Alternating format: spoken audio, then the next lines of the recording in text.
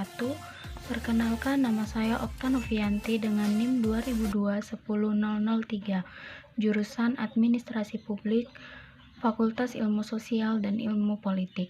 Di sini saya akan memaparkan tentang materi yang pelajarannya berjudul Asas Manajemen. Adapun materi yang saya paparkan yaitu tentang perencanaan.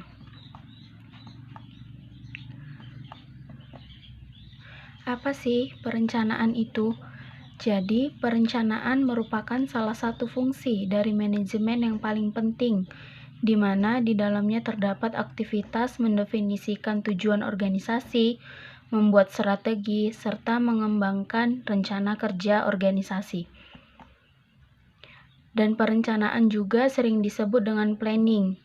Dapat juga didefinisikan sebagai suatu kegiatan yang terkoordinasi untuk mencapai tujuan tertentu dalam kurun waktu tertentu. Setelah kita mengetahui apa itu perencanaan, selanjutnya yaitu mengenai apa aja sih unsur dari perencanaan, yaitu yang pertama, tindakan apa yang harus dikerjakan. Yang kedua, apa sebabnya tindakan tersebut harus dilakukan. Yang ketiga, di mana tindakan tersebut dilakukan. Yang keempat, siapa yang akan melakukan tindakan tersebut. Yang kelima, kapan tindakan tersebut dilakukan. Yang keenam, bagaimana cara melaksanakan tindakan tersebut. Setelah kita mengetahui unsur-unsur tersebut, maka dapat kita ketahui bahwa sifat-sifat perencanaan yang pertama yaitu ada faktual. Nah, ini apa artinya? Yaitu suatu perencanaan harus didasarkan pada hasil temuan lapangan berupa fakta-fakta.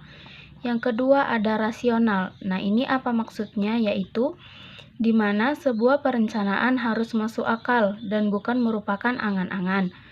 Dan yang ketiga yaitu fleksibel. Nah, ini apa maksudnya?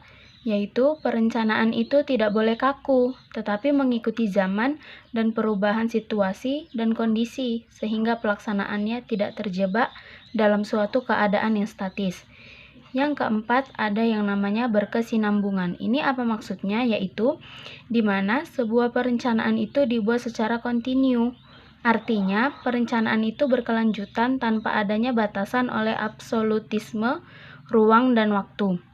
Dan yang terakhir yaitu ada dialektis. Ini apa artinya? Yaitu di mana sebuah perencanaan itu harus memikirkan peningkatan dan perbaikan-perbaikan untuk kesempurnaan di masa yang akan datang. Setelah kita mengetahui sifat-sifat perencanaan, maka selanjutnya kita mengetahui fungsi dari perencanaan, yaitu menurut Robbins dan Coulter 2002. Yang pertama, perencanaan sebagai pengarah. Perencanaan akan menghasilkan upaya untuk meraih sesuatu dengan cara yang lebih terkoordinasi. Yang kedua, perencanaan sebagai meminimalisasi ketidakpastian. Pada dasarnya, segala sesuatu di dunia akan mengalami perubahan. Yang ketiga, perencanaan sebagai meminimalisasi pemborosan sumber daya. Perencanaan juga berfungsi sebagai meminimalisasi pemborosan sumber daya organisasi yang digunakan. Dan yang keempat yaitu perencanaan sebagai penetapan standar dalam pengawasan kualitas yang harus dicapai oleh perusahaan dan diawasi pelaksanaannya dalam fungsi pengawasan manajemen. Nah, selanjutnya ada yang namanya kenapa harus dibentuknya perencanaan? Nah, itu ada alasannya, yaitu yang pertama karena untuk mencapai protective benefits yang dihasilkan dari pengurangan kemungkinan terjadinya kesalahan dalam pembuatan keputusan. Yang kedua yaitu untuk mencapai positive benefits dalam bentuk meningkatnya sukses pencapaian tujuan organisasi. Selanjutnya, apa sih hubungan antara perencanaan dengan fungsi lainnya? Nah, itu yang pertama, perencanaan adalah fungsi yang paling besar dan dari fungsi manajemen lainnya karena keduanya saling bergantung dan berinteraksi. Yang kedua, pengorganisasian adalah perencanaan untuk menunjukkan cara dan perkiraan bagaimana mengorganisasikan sumber data organisasi untuk mencapai efektivitas paling tinggi. Yang ketiga, pengarahan adalah perencanaan untuk menentukan kombinasi paling baik dari sumber daya yang diperlukan untuk mengarahkan, mempengaruhi, dan memotivasi karyawan. Yang keempat, pengawasan adalah perencanaan dan pengawasan yang saling berhubungan erat.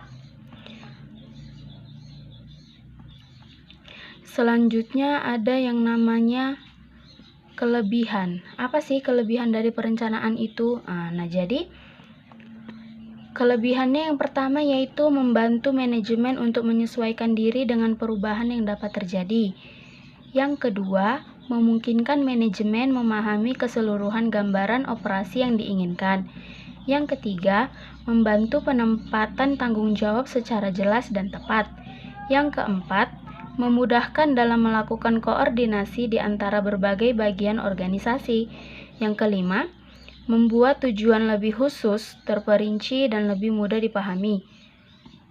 Yang keenam, meminimumkan pekerjaan yang tidak pasti.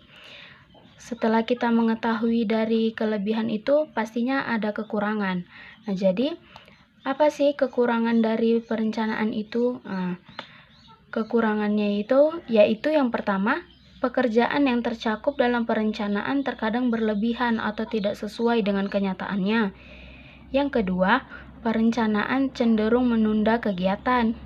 Yang ketiga, perencanaan mungkin terlalu membatasi manajemen untuk berinisiatif dan berinovasi. Yang keempat, kadang-kadang hasil yang paling baik didapatkan oleh penanganan setiap masalah pada saat masalah tersebut terjadi.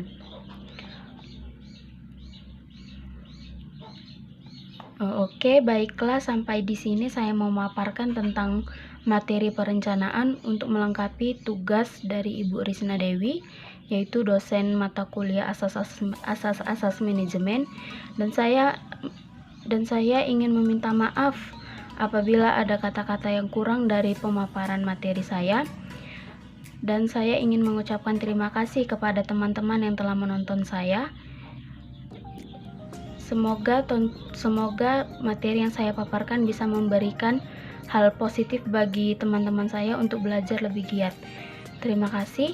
Assalamualaikum warahmatullahi wabarakatuh.